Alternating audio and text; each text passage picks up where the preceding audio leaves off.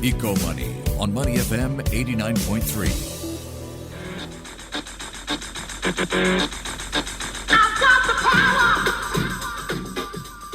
Who's got the power? Well, it could be Malaysia. I'm Rachel Kelly, and this is Eco Money on Money FM 89.3. Malaysia is aiming to position itself as a regional powerhouse. The country recently launched its National Energy Transition Roadmap. The plan has a strong focus on transforming the economy and creating potential business opportunities in the energy sector. For example, according to Baker McKenzie, Part 1 of the roadmap sets the direction of the Malaysian government in developing future capabilities and shaping demand in the green energy market by providing 10 flagship catalyst projects based on 6 energy transition levers. Baker McKenzie highlights energy efficiency, renewable energy, hydrogen, bioenergy, green mobility, carbon capture, utilization and storage.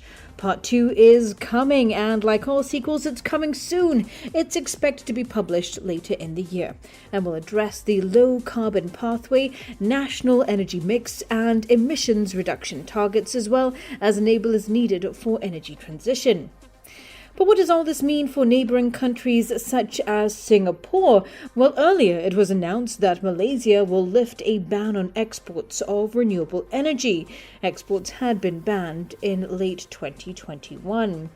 I spoke with J.Y. Chu, head of Asia Renewable and Power Research at Rayston Energy, shortly after the announcement of the ban lift was made, to find out about the opportunities for Singapore. But I started off by asking J.Y. about the renewable energy landscape here in Singapore. So, JY, it's a big year for climate conversations. We've got COP28 coming up at the end of the year. Singapore, of course, has numerous goals when it comes to net zero and introducing renewable energy into the mix. To get us started, perhaps you can give me a better understanding of the renewable energy mix in Singapore at the moment. Where are we? Singapore, derives 95% of its electricity from burning gas. The pandemic, the Ukraine war, and climate change has caused this massive fluctuation in gas prices. And so clearly this is not sustainable economically and environmentally. So there's a need to move away to reduce this dependency from burning gas so that this will reduce the energy supply risk. That said, though, Singapore has been looking to introduce alternative energies, solar, hydro. How feasible are these for the city-state, given Singapore is a sunny island, right? But we also have a lot of cloud cover. So often when we think about renewables, solar would be a natural solution, but that may not necessarily be the case. We also had a project importing solar from Australia. That didn't quite go as planned.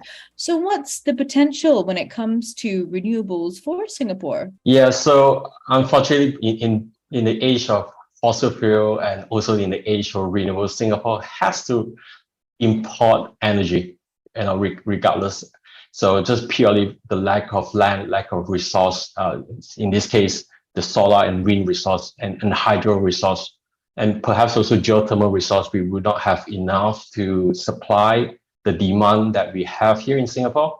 So, in this matter, moving forward, Singapore has to import from neighboring countries, which is the most logical place to look for. Malaysia is definitely one now that they have lifted the ban of exporting renewables.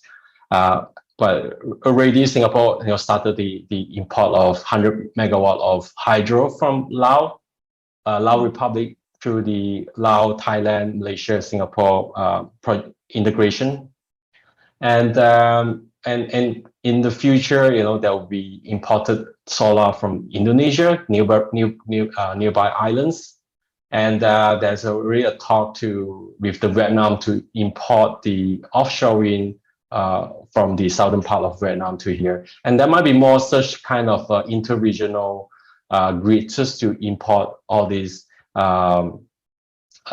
extra renewable energy that these countries that will have extra surplus. You mentioned Malaysia there, and that Malaysia has lifted the ban. What does this mean for Singapore? There are many things that Singapore can do, especially just to take advantage of being the financial hub of the world, and of course the best in this region. Provide financing in form of direct investment, green bonds, etc. So like in Malaysia, currently the largest solar farms are just 100 megawatts in capacity size. But if you compare it with the rest of Southeast Asia, we are talking about 1,000 megawatts and above, some of the larger ones in Southeast Asia. And then this is just for solar alone. So clearly there's Malaysia needs that kind of the jump to scale up significantly to support Malaysia's own net zero target, and also and also gain extra income when they export to countries like Singapore. But to scale up to such many times what they have currently requires a lot of investment, and this is where Singapore financial system with the developers, renewable developers based here, can actually help.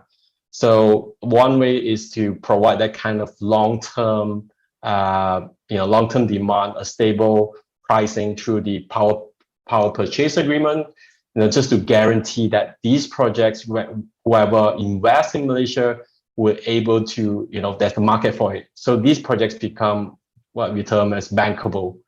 And the bankability is very important in order for these projects to to be realized So so I think that's the key part where Singapore has the most strength and the best way to help for Malaysian renewables. Why can't we generate our own solar facilities? There have been a number of solar plants developed in Singapore.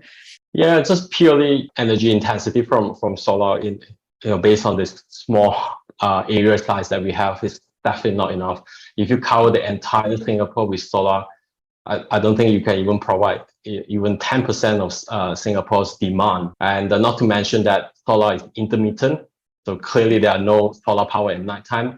So you need to install batteries to store this energy. And this requires space as well and further investment. So there's a lot of it's a challenge for Singapore. It's a physical challenge, physical constraint based on Singapore size and the resource itself. So let's rewind and go back to Malaysia now. And you spoke about the opportunity for Singapore to invest to help to develop the infrastructure there. What are some of the challenges, though, that we need to be mindful of, both from an economic and perhaps an environmental perspective, if we are looking at developing and becoming a significant buyer of Malaysian renewable energy? There are a lot of upsides here. There's a lot of positive economic implications for Singapore. There's really a pent-up demand for renewable energy here because a lot of companies begin to decarbonize their energy source and they demand for renewable energy.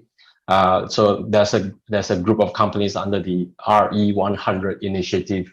So what do this group of global companies do is they want to replace their current energy source with renewable by a certain year. Most of them are by 2050. So they are creating a demand to local power generation. They say, I want more green energy. We can provide that kind of demand for it and long-term demand. So there's a lot of these opportunities for Singapore-based renewables to build these renewables, especially solar farms in Malaysia, and then bring it to Singapore, and they can sell it to these companies where the big demands are. So the also another upside I can think of is definitely Singapore will be burning less fossil fuel, to reduce from 95% to somewhere much lower, and this will actually help to contribute to the Singapore's net zero target. However, there is of course risk of being dependent on one energy source type. So in case of Malaysia, that's mostly currently there's hydro, but I don't think that's enough for export at this point. So there'll be solar. So And if you're dependent on purely on solar, intermittency is a challenge. But it can be solved by investing in energy storage, such as batteries. How do you see ASEAN working together to solve this alternative energy issue at the moment? Because Singapore is not the only country that's put together net zero targets, renewable energy goals. How is the region coming together as a whole to boosting and investing in alternative energies and renewable sources? So Southeast Asia-wise, there are a few countries that are forefront in this. Vietnam, with its success in the previous power development plan, they successfully installed 16.5 gigawatts of solar energy and 4 gigawatts of wind energy. Philippines is another one that is coming out with more options and encouraging more development in the solar and onshore wind. Then Thailand as well, the previous champion of renewable in Southeast Asia. Now they are also picking up their game after seeing the success of Vietnam and Philippines. Indonesia is another one, but they're more focused on geothermal than solar PV. And Laos, for example, mostly hydro and more and some of the solar and wind resource. So together, ASEAN has improve and add on a lot of new renewable capacity, and we'll be adding more. That was JY Chu, head of Asia Renewables and Power Research at Raystead Energy. I'm Rachel Kelly, and you've been listening to Eco Money on Money FM 89.3.